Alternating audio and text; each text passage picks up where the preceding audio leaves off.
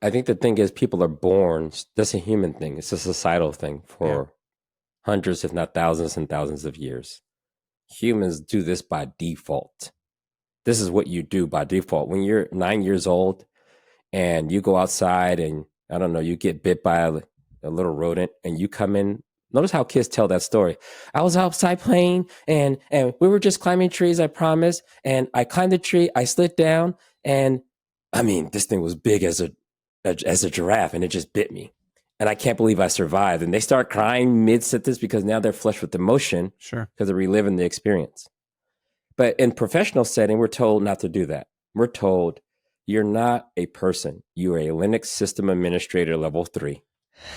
You do Terraform, Linux, maybe F5 from time to time.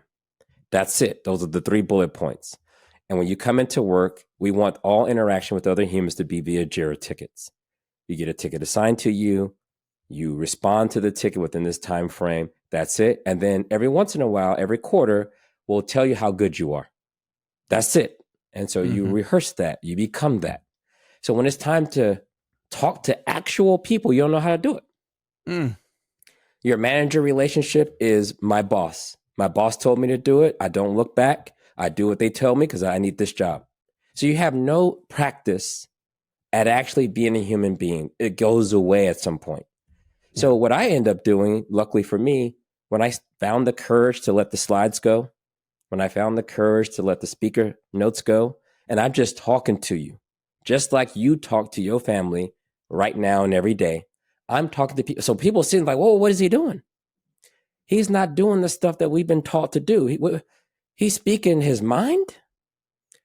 It's not about just facts. There's something about experience plus facts equals opinion. So my opinion of this thing, I don't like it for this reason. I like it for this reason. You can disagree, but at least I'm giving you something to agree or disagree with. That's not the norm. The norm is I'm going to do this talk just like a website. I'm just going to put everything on the slide and read it back to you. And as long as I don't mess up too much or as long as I don't fall down and say good talk. What? Who gave the talk? I don't even remember their name, but I think they were talking about Agile. What is that? That's not natural. And so I think the storytelling part is, and I've seen a lot of people get very far in their career by being the magician. I can do something no one else can do. So they need me. And so you build your career around this mystery. I'm the only one that can write code. I'm the only one that knows how to deal with the Solaris box. So you go real far, not writing docs, not explaining, not training. You're just a go-to person. And most companies don't give a care about that. They're like, dude, I call a plumber. You can be the go-to person for the plumber because I have no interest in touching the toilet. So yes, I don't care about your trade. Do what you want to do. And yeah, there's a bit of job security in that. But that part where you actually can explain it to someone, meaning for me, I need to understand it in simple terms. Like when people start thinking about AI stuff, like, oh, AI is going to take over the world. And most people are like, I think it will. Maybe I'll just wait until then and see what happens to me. And that's how they navigate that space. And if you're selling AI right now to that group of people, all you have to do is just keep the show going. Hey, look at this thing. It's smarter. It can do all these things. And they're like, oh man, this magician is amazing. I love it. I trust it. And so you're like, hey, if they don't understand, they're not asking questions, we'll keep this party going. Then someone shows up and says, hey guys, let me show you exactly how it works. Here's where it breaks. Here's how you fix it. Here's what it's actually doing underneath the covers. Now, once I do that, I can't sell you the same thing at the same price. Like, is it like Kelsey? Now I know how to do it. Like, why would I pay you a Sure. premium for that thing? So I got to ask for more value than mystery. But the thing I do like about it, though, is it makes people feel more comfortable. So when they do hear the story and they still need it, it just makes sense.